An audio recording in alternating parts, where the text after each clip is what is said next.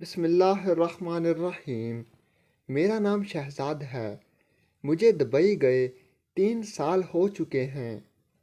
میرے گھر والوں نے بڑی مشکل سے ایک ایک پیسہ جمع کر کے مجھے دبئی میں بھیجا۔ میں نے دبئی میں جا کر محنت کی، پیسے جمع کیے، اپنے ویزے کے پیسے اتارے اور پھر اپنے گھر میں بھیجنے لگا۔ اس طرح پورا 1 سال گزر گیا۔ میں نے ویزا 2 سال کا لیا تھا۔ میں لوگوں کے گھر میں جا کر رنگ کا کام کرتا تھا۔ ہم 5 بہن بھائی تھے۔ میرے لیے سب سے بڑا مسئلہ میری بڑی بہن کی شادی تھی۔ میری بہن کے سسرال والے شادی کے لیے بہت جلدی کر رہے تھے۔ میری بہن کے سسرال والے مجھے اکثر فون کرتے اور کہتے کہ اب ہم سے صبر نہیں ہو رہا، ہمیں جواب دے دیں یا شادی کریں۔ میں بہت زیادہ پریشان رہنے لگا۔ امی بھی مجھے کہتی کہ بیٹا کہیں سے ادھار پکڑو لیکن اپنی بہن کی شادی کرو۔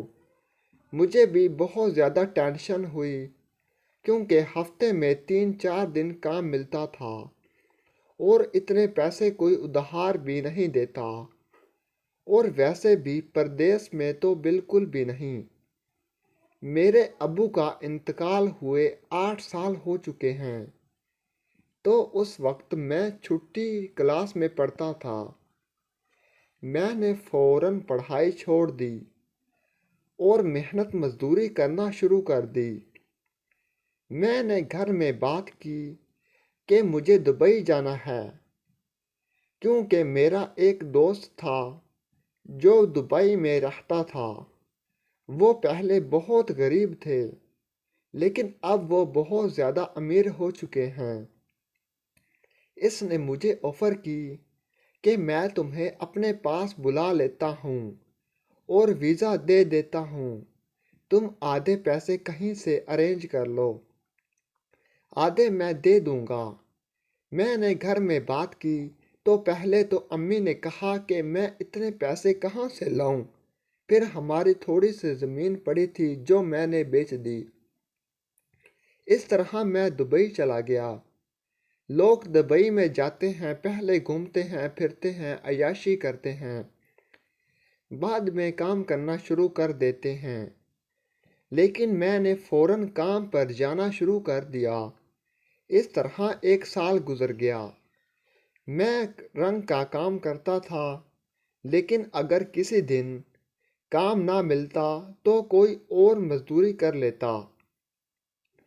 مجھے پیسوں کی بہت سخت ضرورت تھی، اس لیے میں کوئی بھی کام کرنے کو تیار رہتا تھا۔ ایک دن میں ایک عربی عورت کے گھر پر کام پر گیا۔ گھر میں کوئی نہیں تھا، صرف ایک عورت موجود تھی۔ اس نے مجھے کہا کہ میں آپ کو 50 ریال دوں گی، آپ نے ہمارے گھر کی ساری صفائی کرنی ہے۔ میں فوراً مان گیا کیونکہ دن کے 12 بج گئے تھے لیکن مجھے کام نہیں ملا تھا۔ میں نے سوچا کہ صفائی 1-2 گھنٹے میں ہو جائے گی۔ میں نے حامی بھر لی، وہ مجھے اندر لے گئی۔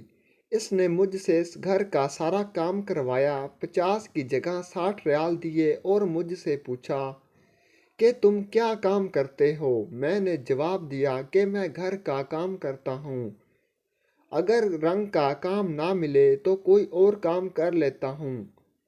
پھر اس نے کہا کہ تم مجھے پاکستانی لگتے ہو کیونکہ تمہیں ٹوٹی پھوٹی عربی آتی ہے۔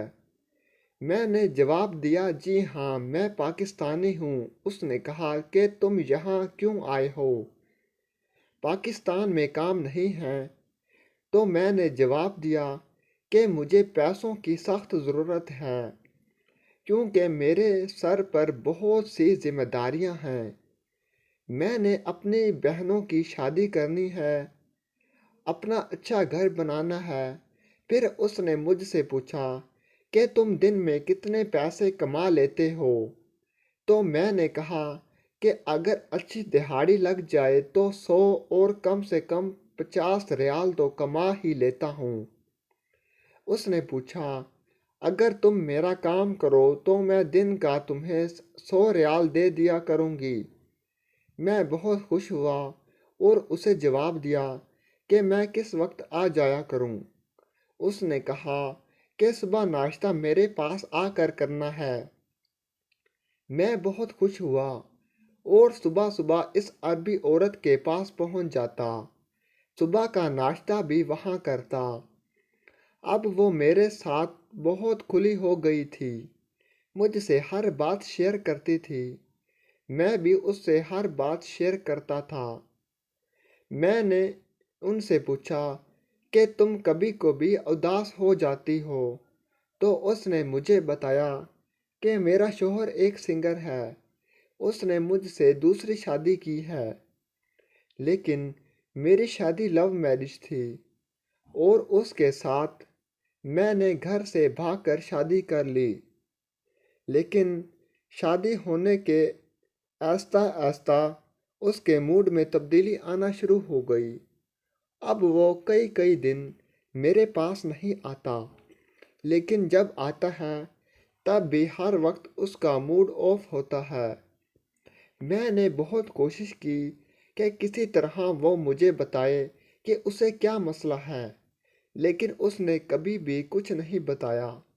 میں نے سنا ہے وہ تقریباً 2-3 ہفتوں بعد میرے پاس چکر لگاتا ہے، کچھ دیر کے لیے آتا ہے اور موبائل میں بزی رہتا ہے۔